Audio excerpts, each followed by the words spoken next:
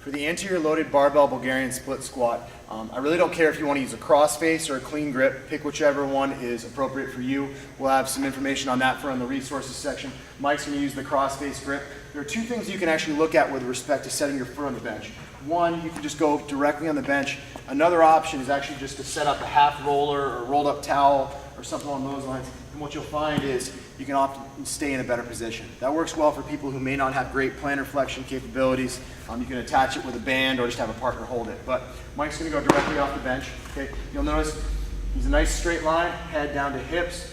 He's basically going to sit back into that right hip while getting a good stretch on the right side here, on the front of his hip.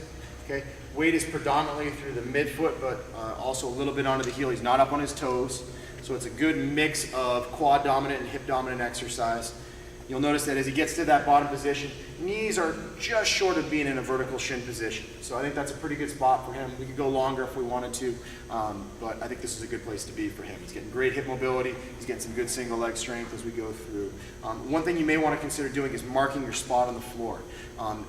Sometimes we get into a little bit of trouble as we're trying to set up and we're blind because of the front squat grip. So find that spot on the floor and then go to set your foot so that you can repeat your positioning from set to set.